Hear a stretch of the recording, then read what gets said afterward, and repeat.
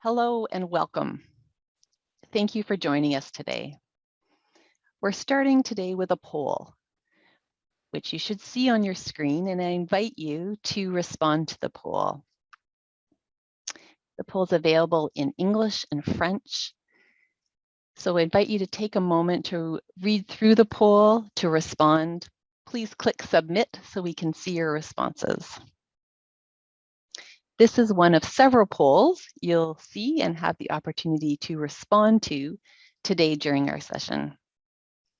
And for those of you who are able to join us and attended our previous sessions, you'll be familiar with this poll.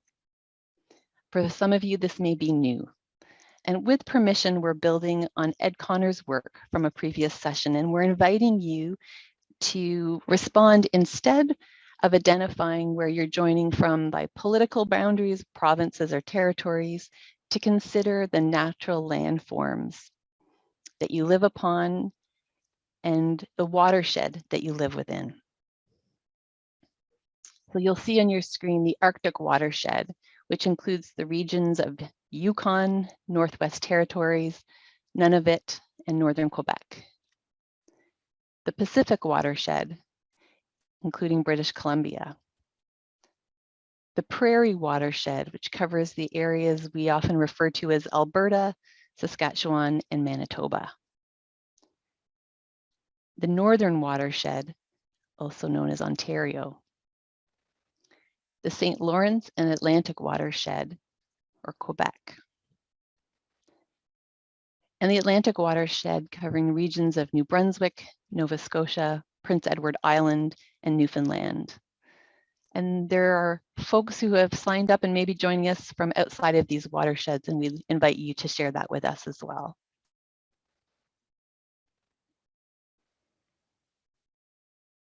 So we'll leave the poll up for those who are still joining us.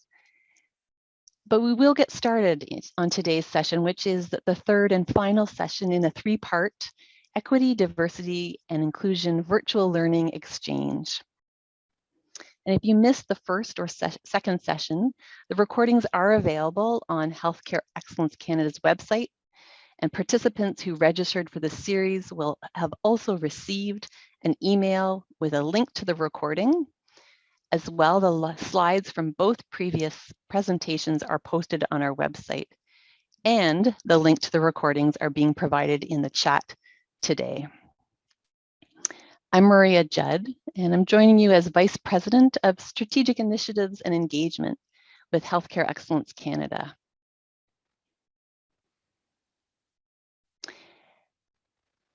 I want to welcome everyone today. And we really appreciate you joining us and sharing today in an opportunity to step aside from whatever else fills your day and to reflect with us, to learn and to unlearn together. Before we begin with our content, there are some tools to assist with the full participation of everyone who's joined us for our call. Please note that the session today is being recorded, and the recordings, as well as the slides and resources, will be available after our session. During the session, we invite all of you, all our participants, to share reflections and questions in the chat feature. You may not see all of the peer comments in the chat given the high volume of people who've registered today and comments coming in due to the size of our audience. But please note and know that your comments are being seen and received by the presenters, and they will look to respond and to share them as feasible as we move through our time together today. We're pleased to offer this session with simultaneous interpretation and invite you to select French from the interpretation menu at the bottom of your screen if you'd like to hear the audio in French today during today's session. In addition, visual interpretation is available in American Sign Language, ASL, as well as Langue des Signes Québécois, LSQ. ASL and LSQ interpretation will be visible on the screen to all participants throughout the duration of our webinar. Live English subtitles are available from the Zoom menu for anyone who wishes to access those today. Simply click on the CC button on the bottom of your Zoom menu. These notes are available in English only. French closed captions will be available on the on-demand recording of today's session in both recordings. This space is intended to be a space for learning and reflection. And please note that there are supports available in both French and English to debrief on the content that we'll be discussing today and to support everyone's well-being. We appreciate that discussions on race, racism, white privilege, white supremacy can trigger feelings of discomfort or distress. And as a support to all who could benefit from additional support or an opportunity to debrief about the content we'll be discussing today, a counselor is available during our session today and for 3 hours afterwards at this number, 1-855-529-9463. It's also on the chat screen. And you may contact them at any point during the session or for 3 hours afterwards. If there's a high demand and lots of calls, you may be invited to leave a voice message and your call will be returned using from a private number. And if you require support using ASL or LSQ, please contact Canadian Health Services through Skype using the information provided in the chat.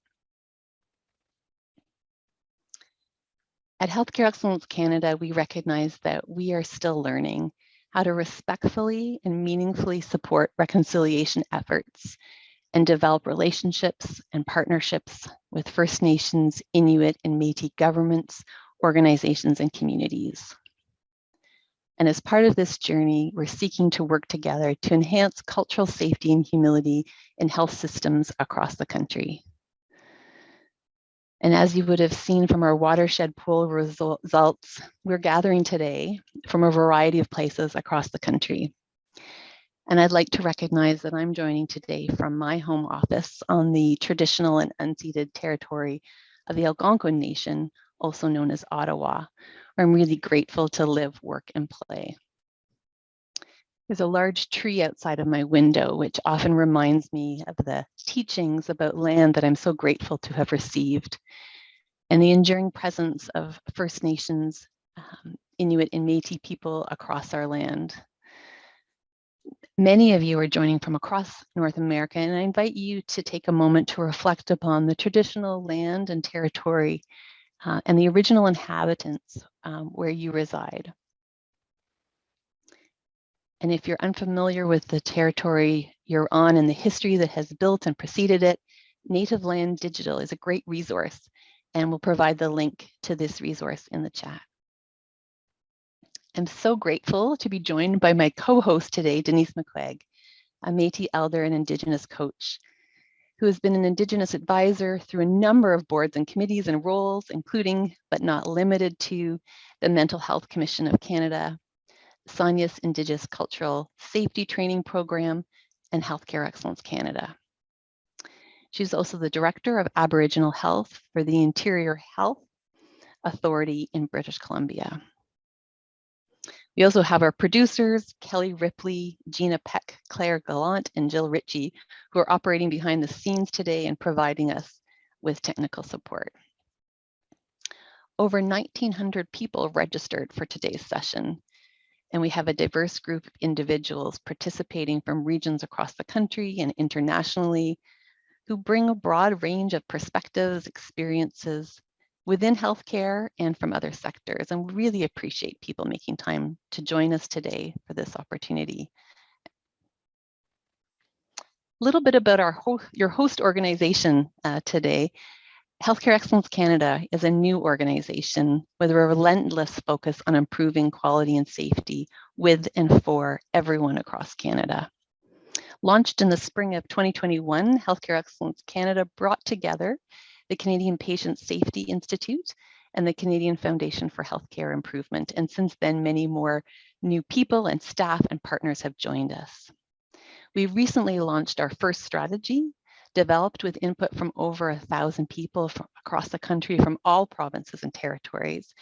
And it reflects what excellence in healthcare means to them, what their top priorities are for improving quality and patient safety, and how we can help. Together, our purpose, and we heard really clearly, was to work with people across the country to shape a future where everyone in Canada has safe and high quality healthcare. Our strategy is ambitious in purpose, but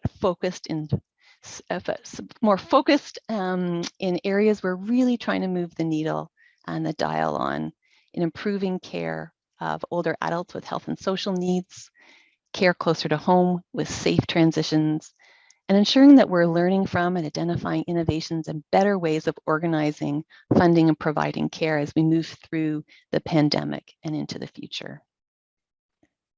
I invite you to learn more about our strategy and our programs and services and resources that we're delivering by visiting our website. We're working with people across the country to identify innovations, to accelerate their spread, to enhance capabilities and catalyze policy change so we can support large scale and sustainable improvement. Healthcare Excellence Canada's approach to fostering a foundation of understanding of equity, diversity, and inclusion is an ongoing journey of learning and unlearning.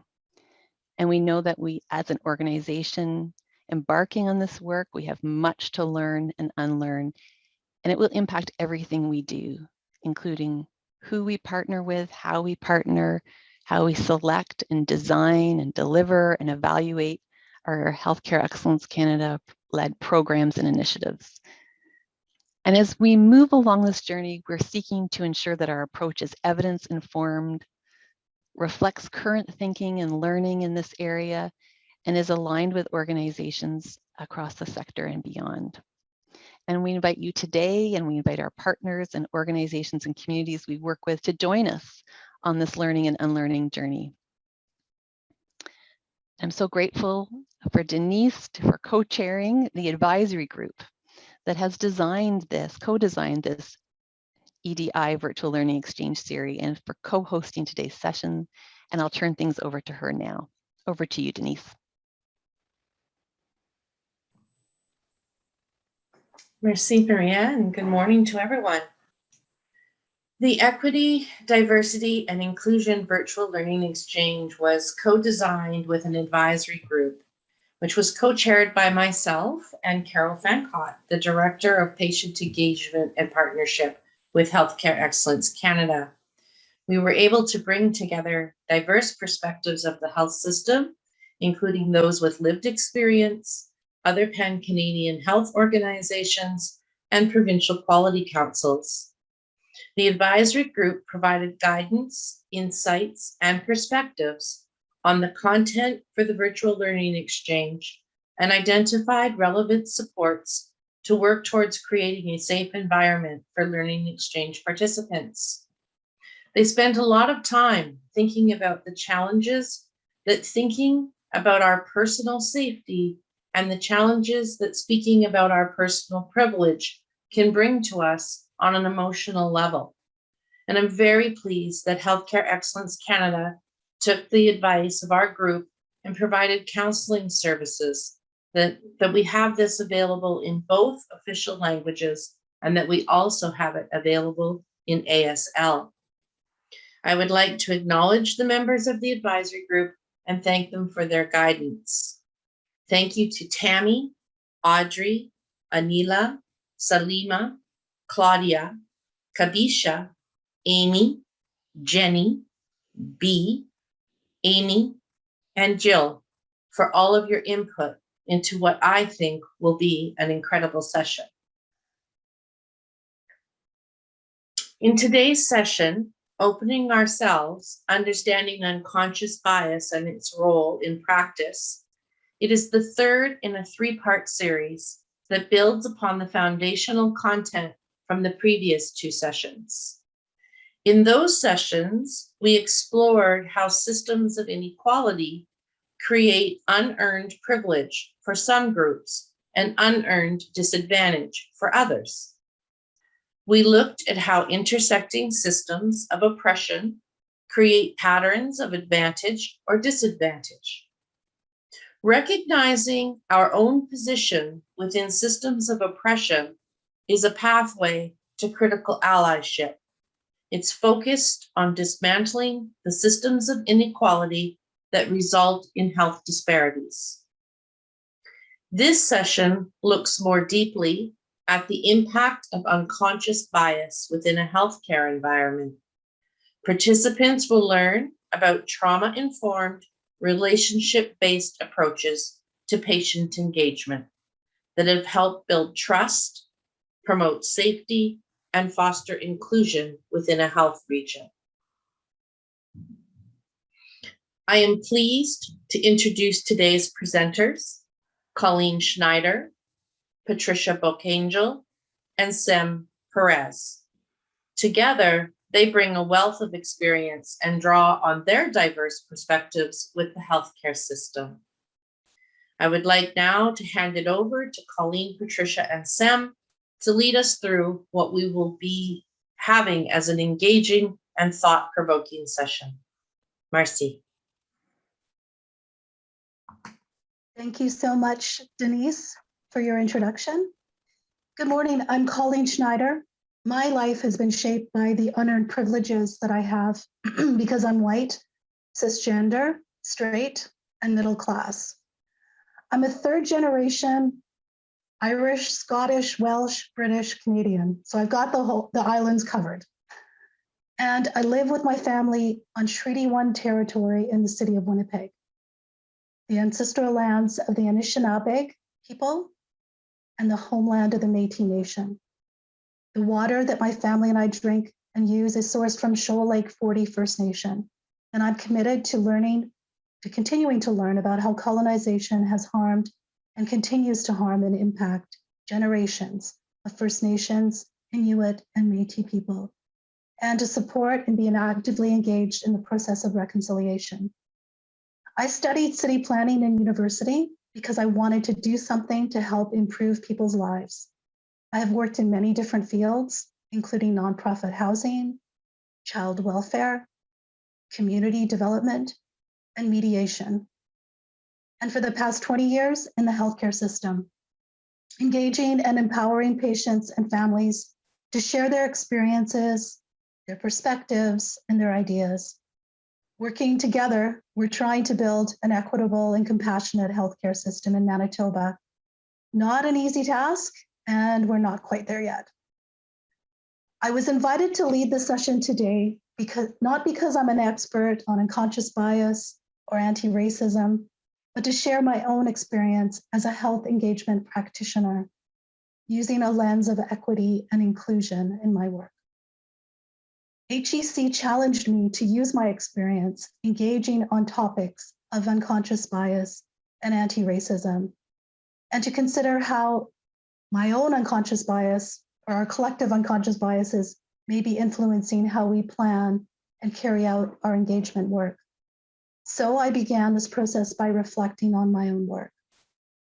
Before I begin, I want to acknowledge my colleagues and friends, Sem and Petty, who are partnering with me on this session.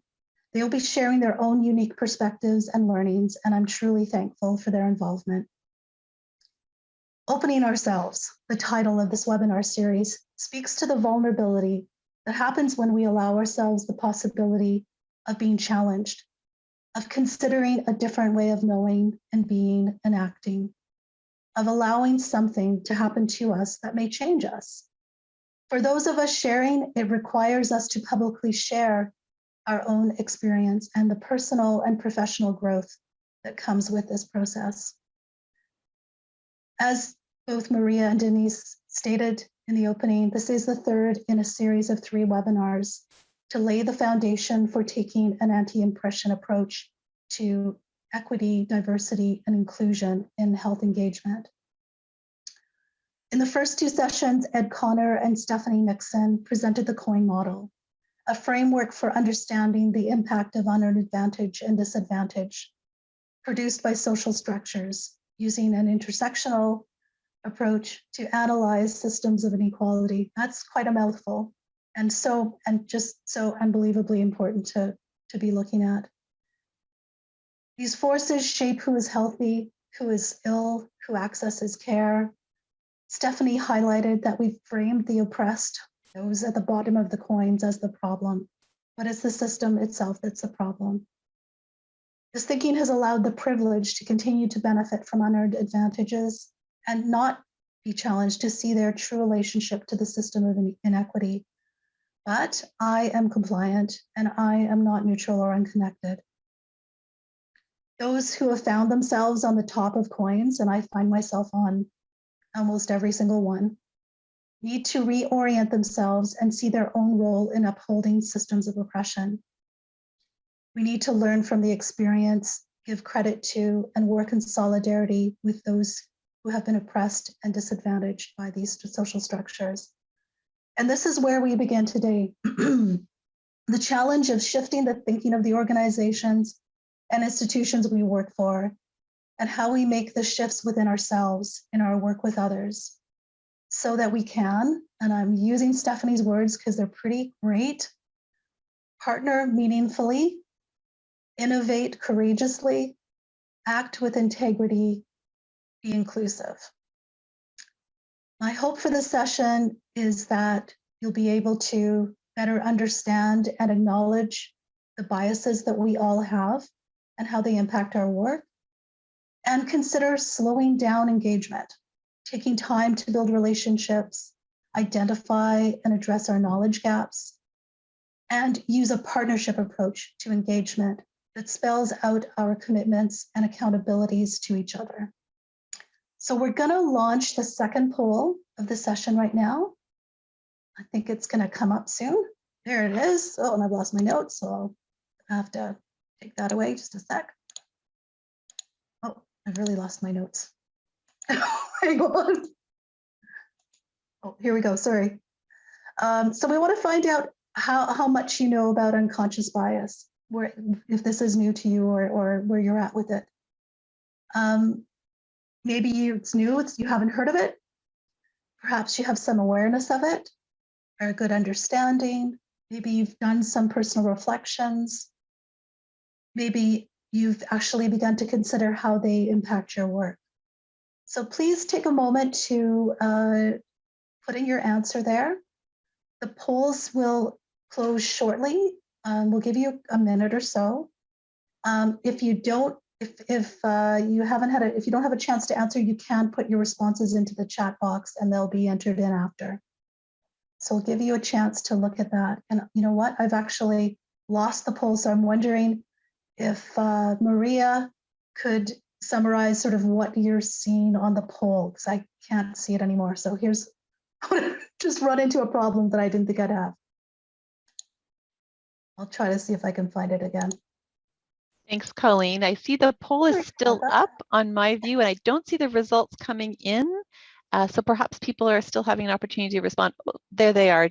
I see. Okay. Do you see them now? Okay, back to you, Colleen. Okay. We do all these sort of practices, but I didn't think that would happen. So sorry about that, everybody. So we're at about 375 folks answering. Looks like, honestly, very few people haven't heard of it before. And it's actually fantastic to see that some people are really well along in their journey in terms of looking at how it may be impacting, reflecting on it and how it may be impacting your work. So that's super helpful to know. Thanks so much for completing that. So I think it's going to close. Is that right? Okay, super. Thanks so much. Okay, it looks like my next slide is up. So thank you so much for doing that. Gina? So before we explore bias, I want to share the criticisms. Many corporations and institutions are using unconscious bias training to address equity, diversity, and inclusion issues. While these trainings are multiplying, there is not a lot of evidence of their positive impact overall. To date, this training has not resulted in permanent long-term reductions of implicit bias scores or sustained and meaningful changes in behavior, like narrowing of racial clinical treatment disparities. There's so much here that I'd like to share, but we just don't have enough time. But there are exceptions. Some unconscious bias interventions have been conducted empirically among healthcare professionals and college students and have been proven to lower scores on the implicit association test, the most commonly used implicit measure of prejudice and stereotyping. Racism and other forms of discrimination are not just an interpersonal problem. Racism is a systemic problem that will require system change to address. It's been much easier for organizations to offer unconscious bias training to address EDI issues than to do the work that really needs to be done. Just looking at and addressing issues of oppression at the inter and intra-personal level is absolutely not enough. But can understanding how society has shaped the perceptions we have of ourselves, of those who are like us, and those who are different than us, can this be helpful in our work? I believe it can. Next slide, please. So let's explore bias. Most of us are aware of explicit bias that we observe and the harm it causes. We call it racism, sexism, homophobia, ageism, ableism, but most of us are not aware of unconscious bias that plays out on a daily basis and that can have a greater impact overall. A bias is an attitude or a stereotype that is a quick and inaccurate association. It gives individuals and groups both unearned advantage or privilege and unearned disadvantage in society. And it leads to discrimination based on race, socioeconomic status, health condition, weight, sexual orientation, gender, faith, age, and other social identifiers. Unconscious bias, it's also called implicit bias, happens on an entirely unconscious emotional level. Like explicit bias, they're quick judgments, assessments of others based on their race, gender, and other social identifiers. And like explicit bias, they can be positive or negative, give unearned advantage or privilege, or disadvantage to individuals or groups. Unconscious bias affects our understanding, actions, and decisions in ways that we are not aware of, and we are all susceptible. While they may be invisible to many of us, like me, for most of my life, they are obvious to those who are impacted by them. And until we acknowledge unconscious bias, we can't confront and disrupt them. For those on the receiving end of our unconscious bias, they can be experienced as microaggressions. These are subtle and hard to identify. They can be verbal or nonverbal. They are environmental slights, snubs, or insults, and they communicate hostile, derogatory, or negative messages. Microaggressions can happen repeatedly day in and day out and are demeaning and harmful. The greater impacts are the processes, policies, and organizational culture that enable the status quo, the continuation of structural systems of oppression. Next slide, please. Give you a bit of a backstory on unconscious bias, and I've titled it Wired Brains and Taking Shortcuts. So where does bias live in us, and how did it get there? The story is twofold: how we are socialized, and then how it becomes wired into our brains. Biases become neural pathways that are created in our brains. They're like footpaths. They're shortcuts about how we see groups of people who are both different than us and like us, and they become more well-worn over time. These footpaths are based on our own experiences and the information that is passed on to us from family, teachers, news, movies, books, you name it. They shape our beliefs about groups of people. They can be about other people, but they can also be about ourselves and our own communities. They lead us to making assumptions about people who are different than us and like us, unless we interrupt them. The human mind takes in an unfathomable 11 million pieces of information per second through all of our senses. Our brain is consciously aware of only about 40 pieces of information per second, which seems like a lot as well. Our brain reacts to this information in a process that could loosely be described as categorization and risk assessment. We're animals after all, and like animals, we have a built-in tendency to assess threats in our environment. In less than a second, our brain categorizes people by race, gender, and age. When we come upon someone that we don't know who is like us, our brain tells us, everything's fine, proceed. This gives those who are like us unearned advantage. But if the person is not like us, our brain tells us to proceed with caution, and we give those who are not like us unearned disadvantage. The footpath symbolizes the shortcuts our brains take when we make assumptions about other people, when we don't take time to get to know and fully understand what that other person is all about, what shaped them, what their strengths are, what their ideas are. Next slide, please. A few years ago, I led a public and staff engagement strategy on the topic of the impact of unconscious bias on patient experience, treatment, and outcomes. It happened when the organization I worked for was not ready to publicly acknowledge and address racism and other forms of discrimination in healthcare, but they were ready to explore unconscious bias. I saw it as an opportunity to at least begin the critical work that needed to be done. We didn't uncover anything we didn't already know or hadn't heard from patients over the years, and staff as well. While we started our exploration through the lens of bias and interpersonal interactions, we also looked at the organizational and system levels, the processes, policies, and workplace culture that creates an unsafe environment for patients, families, and staff. In workshops with members of the public and staff, participants shared that unconscious bias occurs at every healthcare interaction, or can occur, from the beginning to the end of the patient journey. A patient's journey could include denial of care, misdiagnosis, inappropriate referrals, inappropriate treatment. And the consequences, they don't feel worthy. There's a breakdown in communication with the health provider. They do not seek care again. They have a poor health outcome. Or the very worst case scenario, they experience a preventable or premature death. Research in this area has shown a direct relationship between unconscious bias and other bias and explicit bias and the quality of care, the safety of patients, and growing health inequities. Healthcare providers have the perfect storm, their own unconscious biases, the need to make quick assessments of patients, and the stresses of working in healthcare. Many do not take the time to check the biases that they have, to find out more about the patient, and to listen to the patient to better understand what is happening to them as a unique individual. Next slide, please.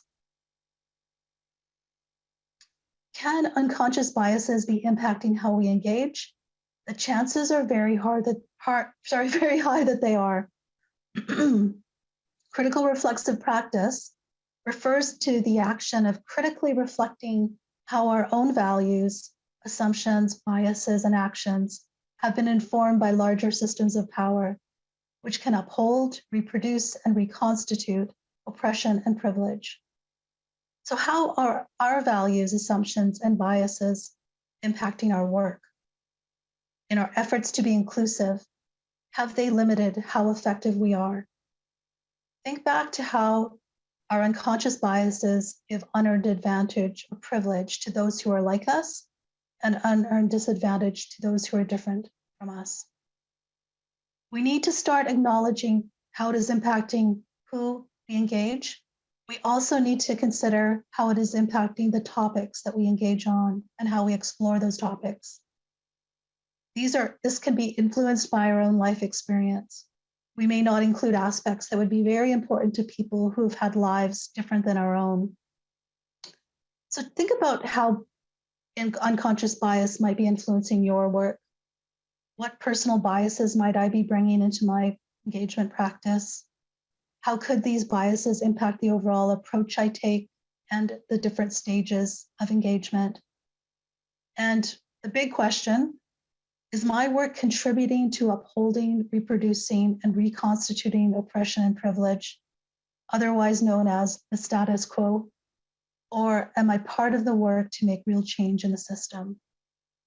Our intention is to build inclusion in our work.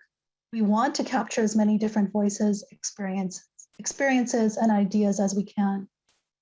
Where do we go from here? We start by acknowledging the biases that we have. So we're ready to launch the next poll. Hopefully it'll be able to see everything a bit better. There it goes.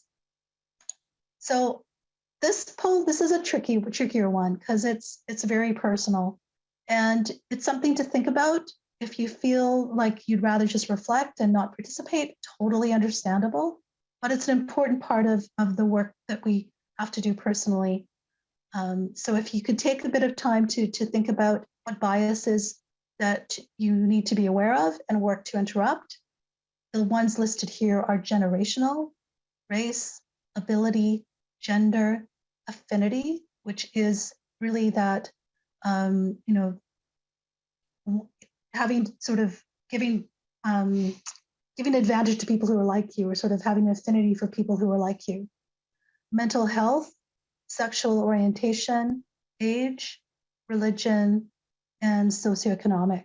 And of course, there's many more biases, but the Zoom poll only gives us the opportunity to put 10 on here. So if you are interested in putting other biases into the chat that you were reflecting on, please feel free to do that. Great, so we'll give you a couple of minutes to do that. Okay. Educational biases, for sure. I had that on my list and it was taken out.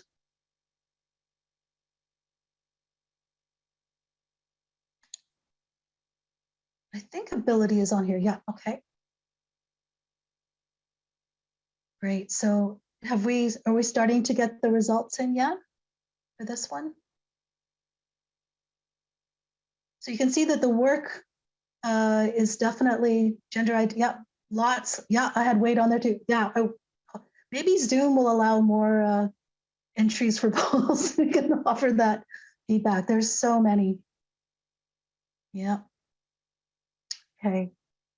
So there you go. So we've got people are identifying really that there's so many, in terms of generational bias, how we look at younger generations and older generations, sort of acknowledging that we do have that unconscious bias towards people who may be racially different than us, for sure, and ability. These are all things that we struggle with, but identifying it is really is so important. It's such an important part to reflect on these. Oh, affinity bias. And I wish I honestly should have written this down for you. It's just one that for me, I guess oh, yeah, weight is one. Affinity is sort of giving privilege or advantage to people who are like us. Like if it was, that you're connected to people who are very similar to you. So if I was connected to someone from, who had a very similar life experience to me and that kind of thing, and was biased towards that. Yeah, great. Thank you so much. So let's close that down and carry on. But yes, there's so many more. And for sure, thank you for your comments in the chat about that. Okay. I'm just trying to grab my notes again. They're being problematic. Just a second. Okay. So what steps can we take to interrupt our biases? To put it simply, we need to reflect, and there's a lifetime of work to do. So sorry about that news. It's hard work, but it's worth it. And it's really tough at the beginning. I think if there's people out there who've started this reflection, it's tough going. And so I empathize, but it's so important. We have to be more aware of how we are seeing people.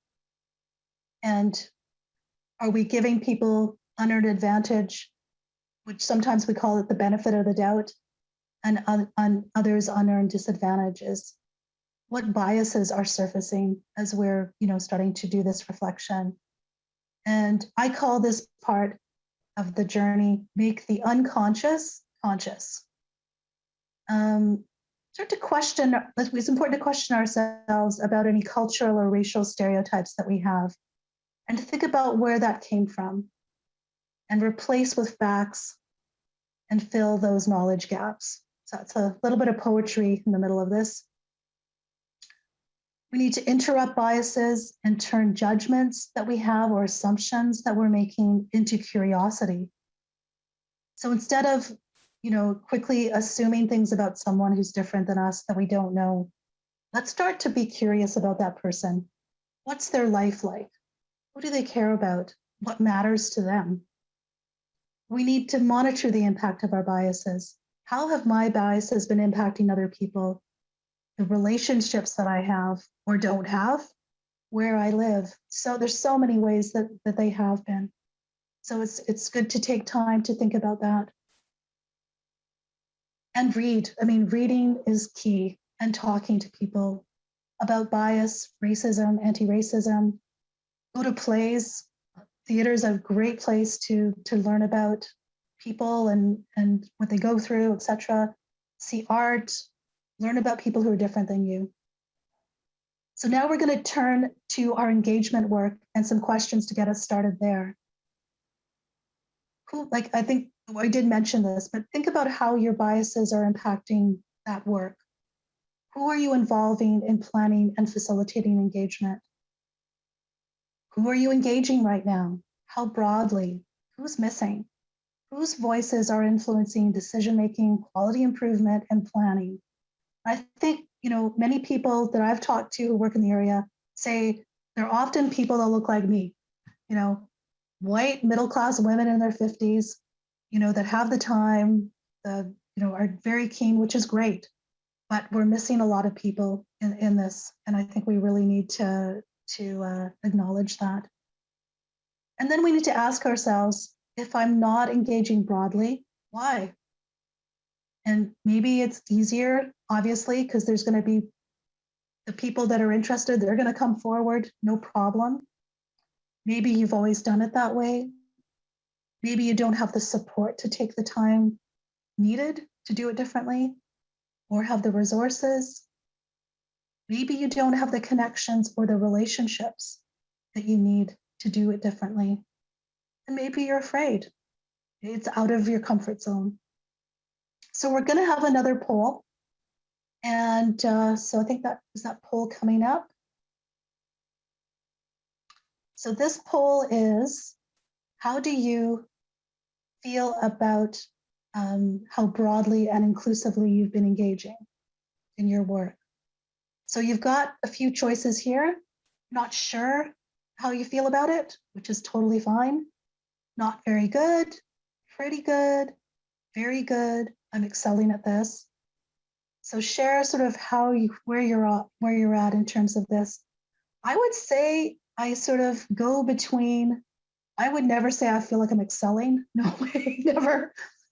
Sometimes I feel really good, very good. Sometimes I feel not very good, and it's dependent for me on the actual engagement activity, what's going on, time pressures, etc.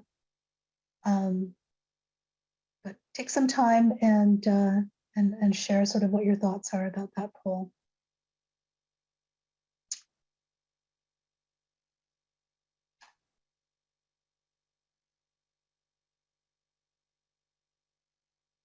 So can we see the results for that now? How are we doing? Oh, good. There's, you know what? Half of us are feeling pretty good. I like that. And there's a couple out there that are doing awesome. And I'm wondering, why aren't you giving this session? Maybe you'll give the next one. That's great. And some people not sure, and not, a number of us not great. So, and I think we've all been there, and many of us are still there. So thanks so much for sharing where you're at in terms of this. Okay. So are we going to close that? Is that all done now? Okay. So we're ready for our next slide. So this one is my sort of my offer of the idea of slow engagement. I'm sure someone else has come up with it because honestly, why wouldn't they? For more inclusive, safer, more meaningful, more innovative engagement. The slow movement is a cultural revolution I think we're aware of. I'm a big fan of slow food. My husband cooking it, of course. And it's against the idea that faster is always better. The slow philosophy is not about doing everything great. Not doing everything at a snail's pace. It's about seeking to do everything at the right speed, doing everything as well as you can instead of as fast as you can. And I know there's pressures for things to happen very quickly in the world of healthcare planning and and improvement. So let's take our time and engagement so that we can do it well. So we can slow down and reflect, connect, build the relationships we need to be inclusive and engage broadly. I encourage you to look at Carolyn Shimon's work, and maybe Carolyn's here today. If you are, hello, on trauma-informed intersectional analysis. She's been focusing her work to make engagement more inclusive for the last 7 years, probably more because who knows. She observed that while diverse perspectives and voices is a cornerstone of public and patient engagement, the current idea of who a patient is excludes certain voices, like those not accessing healthcare because of systemic barriers. And those excluded often carry the greatest burden of illness. So something that we really need to be thinking about. We also need to consider that the stories shared by participants may be intertwined with experiences of trauma. How do we prepare as facilitators for this? What support should be in place for participants? This is critical to create safety in the practice of engagement. And we must approach this work with humility. We will be challenged, and that's okay. And that's probably a good thing. We need to be open to learning, adjusting, and adapting. At its core, engagement is about building relationships and trust. We can approach this through partnerships, shared commitment, and accountabilities we make to each other. There's a lot of work happening in this area. Sam and Patty will be sharing some examples of that, many examples with Indigenous communities, which can be used in with all of our communities and individuals we work with. In Manitoba, an Indigenous partnership framework has been created, and we are awaiting tools to use in our work with communities, patients, and families. This will be a requirement for engaging Indigenous communities moving forward, which is great. It's an excellent best practice. Next slide, please. So lastly, I'm going to share some thoughts about acknowledging and interrupting bias in engagement. These can certainly be built upon. There's probably many, many more things to add to this list. So when we're planning, let's consider who to involve. Who are our partners? Who's impacted? Who will be using the input? We need to make those commitments and be accountable. Senior leaders may need to be involved, commit to that level of engagement, try to push it up as much as you can. And what will that look like? What will our promises be in terms of how we approach, facilitate, use the information gathered, and evaluate the process? When we recruit, resist box ticking, which I think is, maybe we've moved past that. Maybe that's from 10 years ago, hopefully. Approach through relationship building. Ask partners who and how to recruit. Should we proceed if we don't have the people most impacted involved? That's a really good question. There's been so many times when we've proceeded with not everyone that we really wanted to be there. Then you have to ask yourself, maybe we're not finished. Do we need to engage further? And at the start, maybe for the next time around, do we need to rethink our recruitment approach? I'm not sure if it's the next slide yet. I think go to the next slide. Thank you. Decide on the approach that will work best for participants. Consider a variety of methods, those that build inclusion and provide different ways to be engaged, sharing circles, one-on-one interviews, experience-based co-design, arts-based approaches, storytelling. And when we're developing questions for input, let's build on strengths. Not to say that we shouldn't be capturing, what's not working and people's experience that aren't positive. But we should also focus on those strengths, like what matters to you and how can we build on what's working. And when we facilitate, engage in community, and I think I'm really keen to get back out there into the community. I've done enough virtual sessions, although it is it's also an opportunity to engage people that can't get out into community. But wherever possible, engage in community. Eating together is awesome. I always, find a way to bring in lunch or dinner. Always let people know how valued and important their input is, and provide supports like honorariums for participants, interpretation, well done everyone out there, covering any expenses, and by ensuring that the engagement event, either virtual or in person, is accessible and the materials themselves are accessible. And whenever possible, have community members help facilitate. And when that's all over, we're writing reports, evaluating and following up and providing feedback. These are essential, of course, and must involve the partners. Have we followed through on our commitments? What can we do to continue to build this relationship? What are our next steps? So I've given you quite a bit of food for thought, probably more questions than answers, but that'll get this whole dialogue on engaging through partnerships and with trauma-informed approaches and other approaches started. And I'm happy to pass it on to others out there across Canada to carry the torch and continue to do that. At this point, I'm going to hand it over, though, to Sam and Patty, who are just the loveliest people, smart, and so I'm so excited for you to get to hear from them. And we're going to start with Sam. Thanks. Thank you, Colleen. Hello, everyone. My name is Sam Perez. I am an immigrant from the country of the Philippines, and I migrated here to Canada along with my family in the year 2013. I am currently an aquatic science technician at Fisheries and Oceans Canada. I finished my biochemistry degree at the University of Manitoba, where I also work as a program and student coordinator at Community Engaged Learning, an office that offers volunteer programming for students that connects them with, that allows them the opportunity to work hand in hand with local and international community agencies.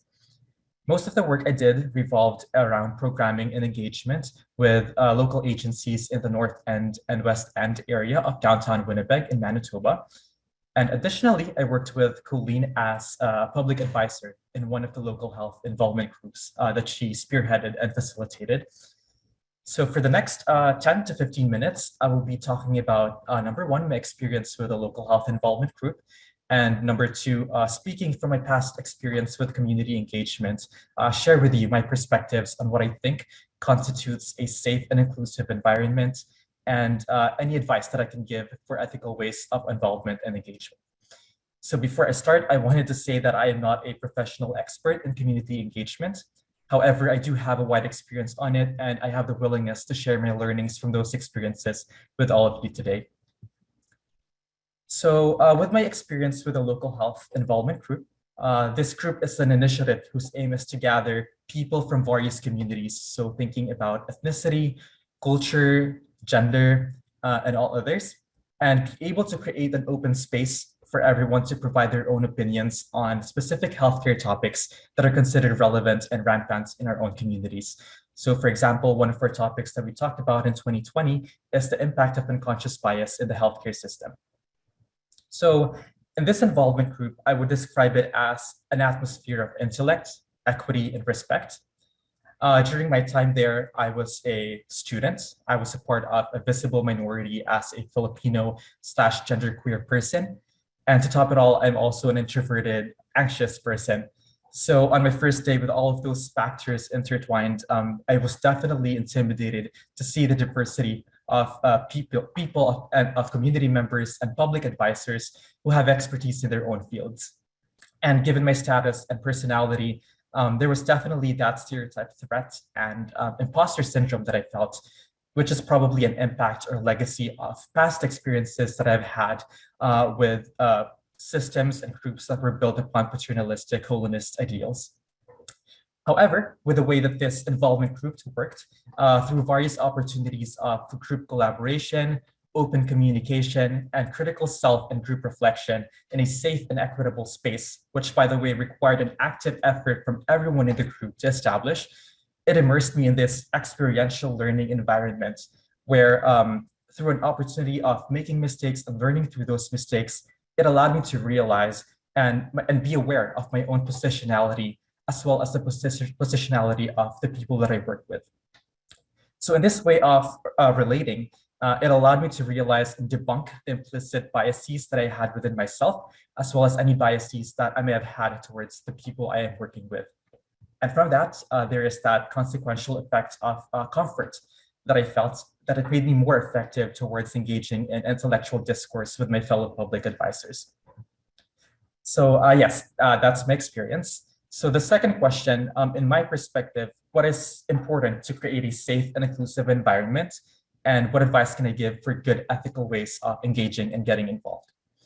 So to answer this two-part question, I'll speak from my past working experience with community engaged learning.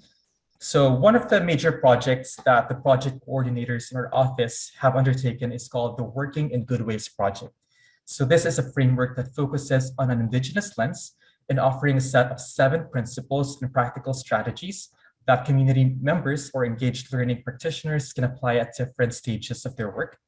Each of these principles have been informed by values and practices that were learned from comprehensive consultations with the nearly 100 community partners, practitioners, and students, the majority of whom belong to Indigenous communities. So in thinking of what constitutes a safe and inclusive environment, one of the principles in this framework that stuck to my brain is called literacy. So before we engage with our community of practice, we have an imbued responsibility to develop our literacy with, number 1, the work we are doing, and number 2, literacy with the people who we are working with. As one of my former colleagues, Nika Furland, said, the more we know, the more ethically we can engage. And by not knowing, we are actively harming people. So how do we develop this literacy? From what I learned, that is by learning through experience in relationship with the community and the land, and by avoiding a cultural homogenization approach. So this harmful approach is where we see everyone's experiences as similar. So consequently, we tend to enforce a one-size-fits-all solution that tends to impose external outcomes on the communities we work with. So this can lead to wasted resources, misled priorities, and in the worst case scenario, direct harm. So before we engage with our communities, we have this work before the work that we have to do. And a big part of it is to commit ourselves to lifelong learning, to maintain our literacy, and to realize that the cultures of the communities that we are working with are dynamic. So protocols, visions, perspectives, worldviews, they will keep on changing, and we have to keep ourselves adaptable to it. Next step in creating a safe space for me is to combine our communication approach with what we call compassionate curiosity. So compassionate curiosity is a genuine desire to understand that is laced with empathy and respect. So for example, in conversations with community members, we may ask, what is your problem? So that takes an accusatory tone. Curious, yes, but compassionate, not really. So what if instead we ask, how do you feel about this situation? With this, it allows us to ask deeper questions and cultivate deeper conversations, while at the same time, it allows us to suspend judgment and think about our internal biases. So of course, it is an easy thing to say, but kind of a difficult thing to do. It requires a proactive effort for everyone to do their work in experiential learning and critical self-reflection to reframe how we engage in conversation with others. So with compassionate curiosity, it allows good communication that can lead to good collaboration. So collaboration happens to be one of the principles in the Working in Good Ways framework. So with this principle, what I learned from my colleagues is that ethical and safe community engagement includes looking through a critical, anti-oppressive, and anti-colonial lens of collaboration. So what this involves is first, resisting and avoiding the savior complex. So the savior complex is a charitable approach that is self-serving, and it wrongfully places power holders as experts, and it reinforces the illusion that communities are not experts. So instead of the savior complex, let us equip a strength-based approach instead. So in establishing a safe and inclusive environment, we recognize that community partners, community members, especially those who have grave experiences of oppression, they already hold the knowledge, the values, and the relationships to carry out their community visions. And we should prioritize those aspects in any type of programming and engagement that you are involved in. So next, in establishing an inclusive environment, we have to foster diverse relationships and networks. That means allowing opportunities for everyone to build relationships with people of diverse genders, life stages, community roles. And for example, by engaging in icebreaker activities, discussion circles, group mentorship. And we also have to remember that we should involve not just the power holders, but more so the beneficiaries and the participants as decision makers. In the sphere of community engagement, I learned that there is a need to dismantle that implicit assumption that these people lack power, as that may lead to marginalization, and that can limit people's self-efficacy towards engagement. So the bottom line is true inclusivity for me means sharing equitable power to everyone involved in the initiative. May that be in decision-making, may that be in curriculum or project design, etc. So doing all of the work that I have mentioned involves fostering humility. So in working with communities of diverse origins, humility requires us to show that we understand why there might be distrust. And we are ready to approach that distrust with acknowledgement, patience, and gentleness, and then respond with relationship building and relational accountability. So as engagement practitioners and facilitators, we need to see ourselves as learners. That means listening twice as much as we speak, realizing that leadership really means just being there to listen and ask questions, and knowing how to contribute, but at the same time, letting our communities have the power to define our roles. That is what constitutes true humility for me. So that is a lot of advice, but to sum it up, to engage with communities in a safe and inclusive manner, we have to, number one, cultivate our literacy and use that to combat any misconception or assumptions that can harm the people we work with. Number two, shape our communication approach that prioritizes compassionate curiosity.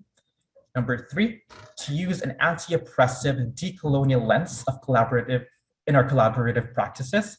And lastly, number four, to embody humility in all of the work that we do. So that is it. Thank you everyone for listening and for this wonderful opportunity for me to share my perspectives with you. So I'll be passing the microphone to our next speaker, Patricia.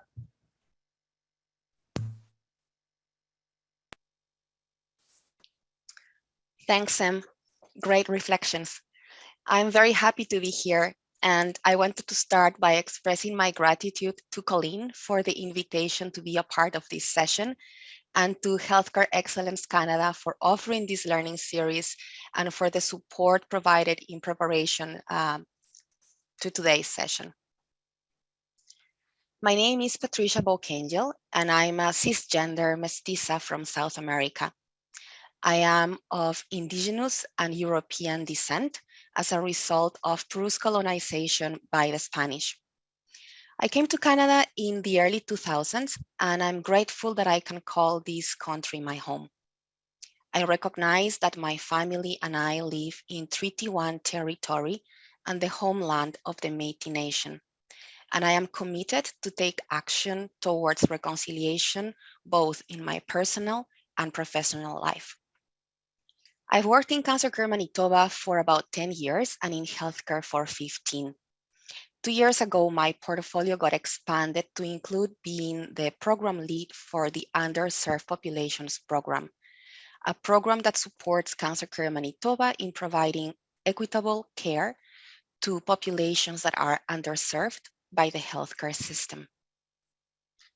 Through my work with this program, I continue to learn on health equity, disparities, the need to disrupt racism, and the importance of respectfully engaging with and responding to the needs of underserved populations to enhance the care we provide. I'm glad to be a part of an amazing, knowledgeable, and passionate team. In the next few minutes, I will share my experience in being relatively new in engaging and working with community partners.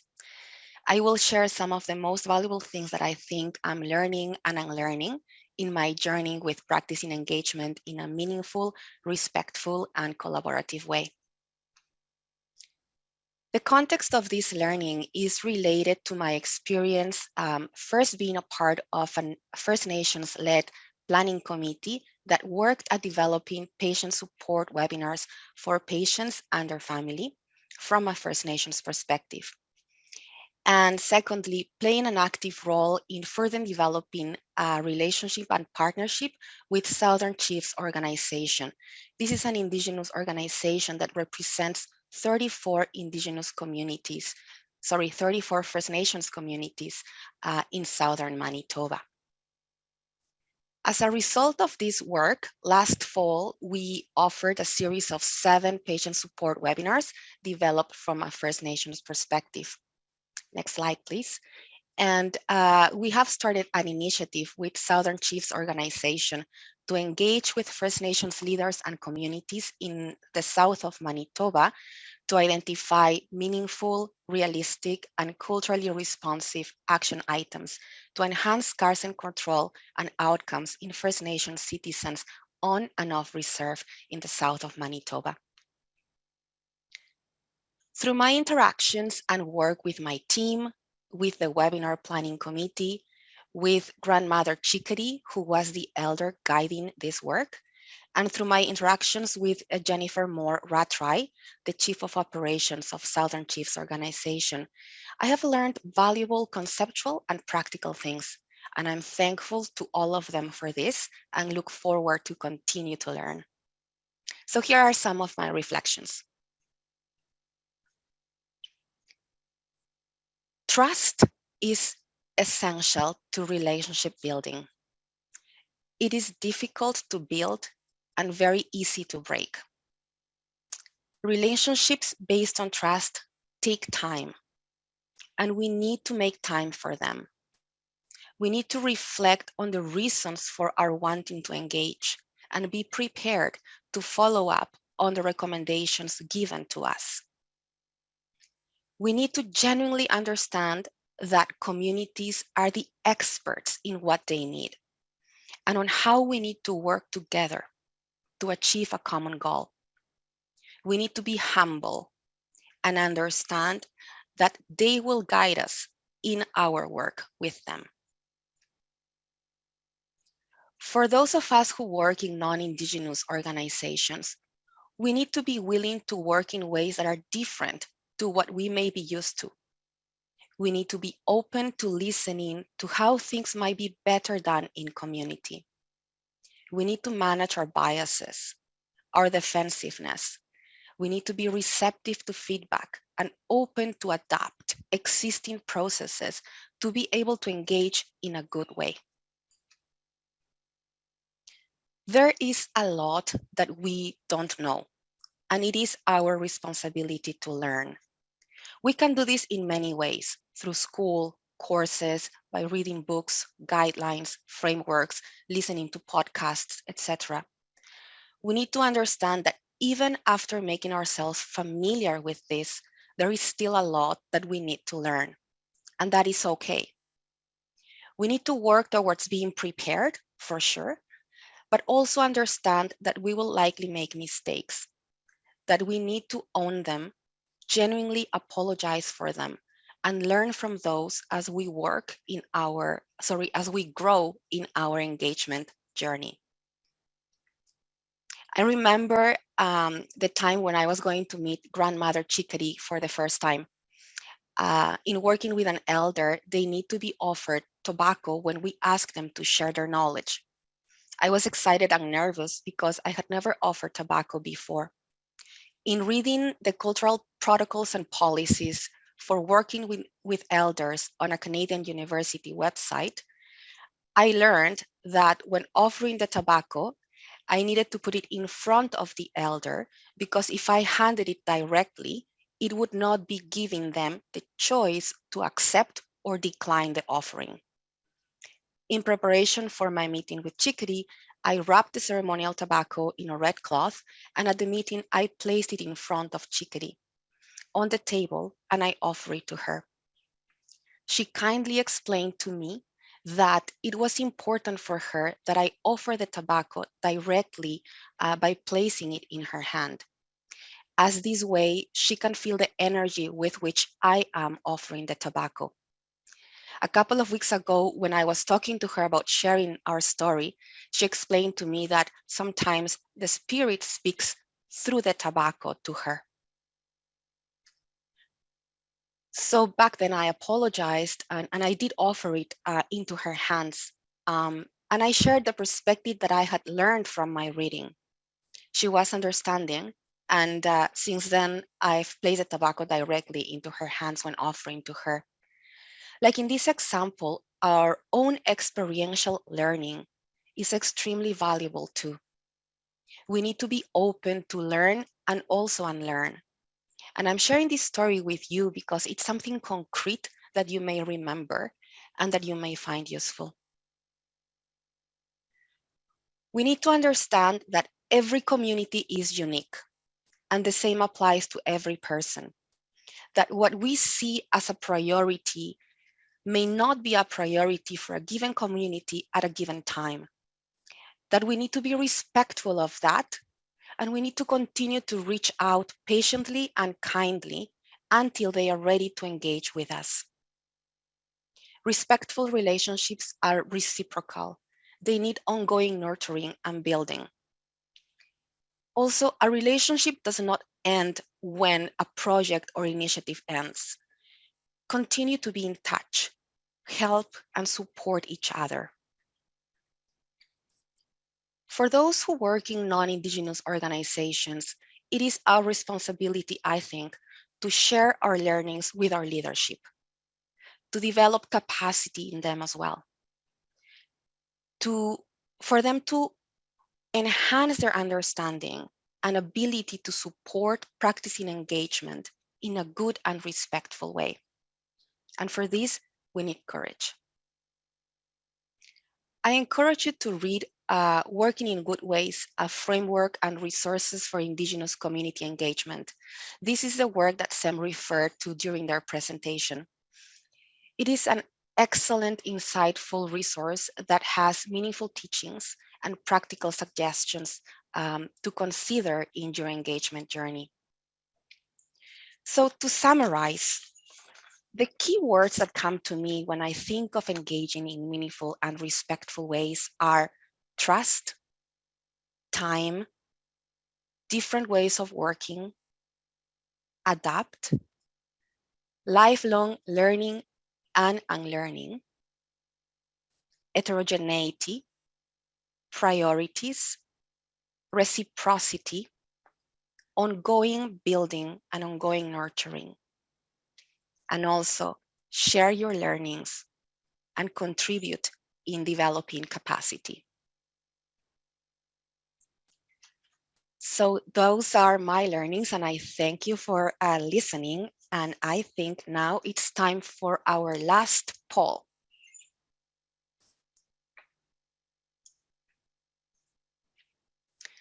What next steps are you going to take in your personal and professional journey? And we have a few options. Increase my awareness of unconscious bias, identify my own knowledge gaps and how they impact how I see others, look at how biases have impacted my engagement practice, develop a plan for relationship building,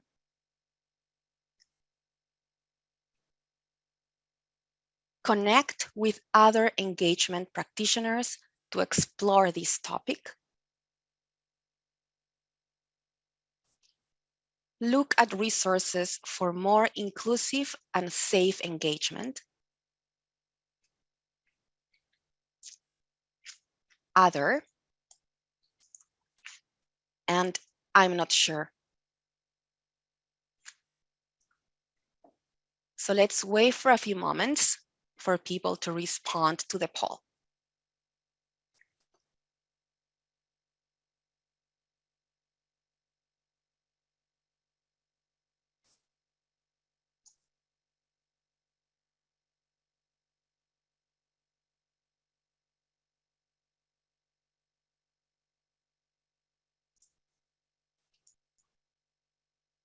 Can we see the results now?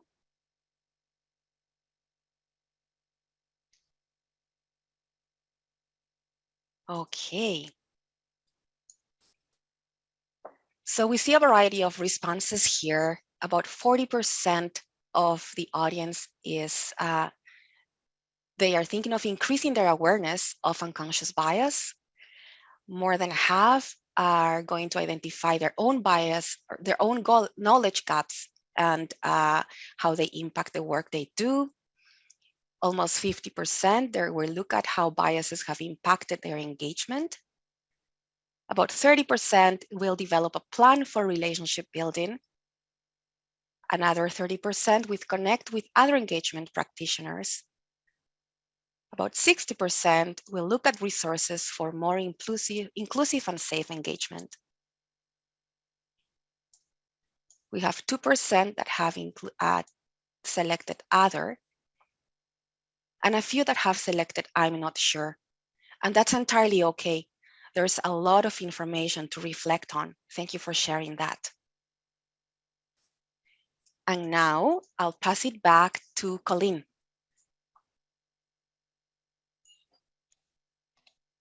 Great, and I think Sam's going to join us on screen as well. Here you are. Thank you so much, Patty and Sam. You brought so much to the session, and I also want to thank you for being part of this overall experience and doing this together. It just meant a lot, and I hope that it's helpful out there for people to sort of be reflecting. And as Patty said, there's a lot of information, but hopefully giving you some ideas for some next steps. And there will be resources. Patty, I think, and Sam may have referred to the one, I think it's from University of Manitoba. And there's others that, I strongly encourage you look at. They will be at the HEC website once they put the recording up there. So hopefully that those can be useful to you as well. So just want to also thank HEC for the opportunity to present today. And I'll turn it over to Denise.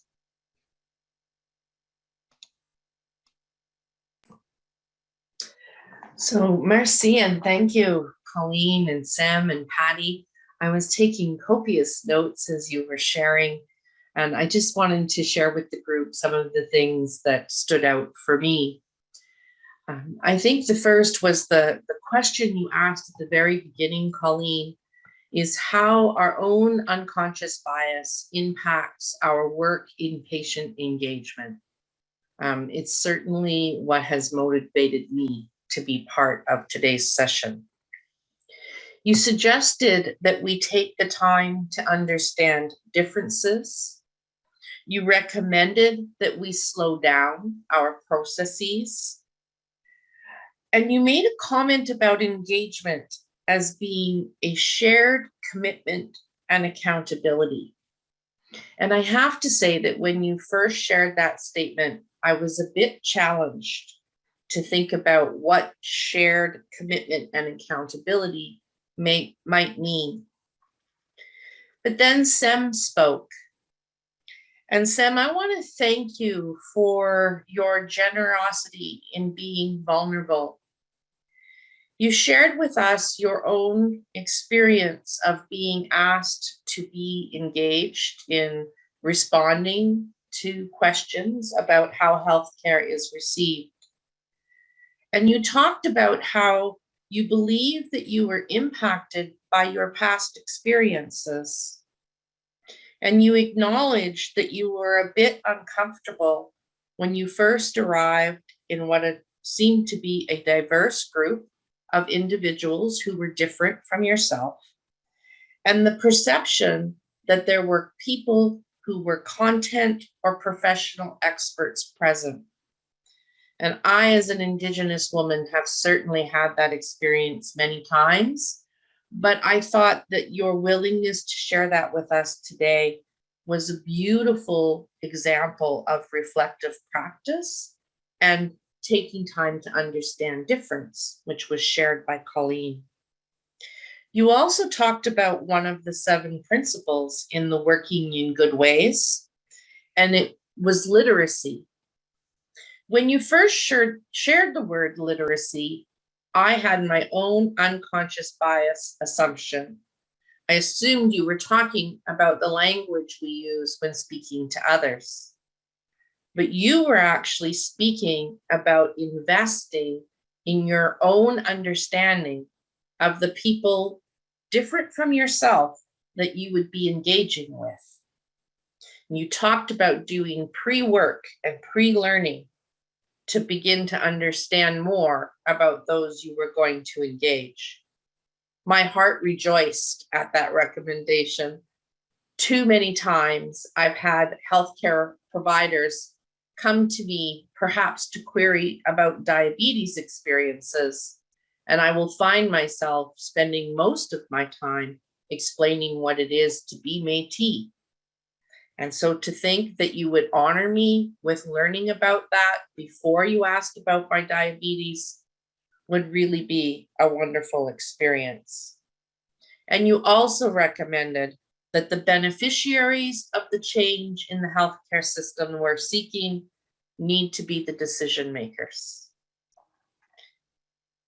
This was solidified by Patty, who talked about trust being essential. I believe she said it was difficult to build, but easily broken. She talked about being humble, open to adapt, work in different ways. And she also said it is our responsibility to learn. The other piece I thought was so impactful from Patty was she talked about owning our mistakes, being prepared to apologize and commit to do better, and that we have to continue to be in touch even after the project. So often I have felt that people have engaged with me as a patient, mining me for my experience, but never knowing how my information, storytelling, or sharing might be making an impact for better change for others. I thank each and every one of you who committed to being here today, and I will turn it to Maria for our final words. Merci. Thank you so much, Denise, for those reflections. And I just want to add my thanks to Patty and Sam and Colleen, and a thanks to our Healthcare Excellence Canada staff and our team of interpreters providing translation in French and in visual interpretation, who are working hard behind the scenes today. I want to thank all of you for joining us today, for your sharing your reflections and your challenges to us as we are together on this learning and unlearning journey in the chat. And we will be sharing, as others have mentioned, a link to the recording of today's session, as well as a link to many of the resources that our panelists refer to as follow-up from today's session. I just wanted to add 2 reflections as well. Really appreciated how each of our speakers encouraged us to think about taking time for our own reflection and growing our own awareness of where we may have unconscious bias. And I think it's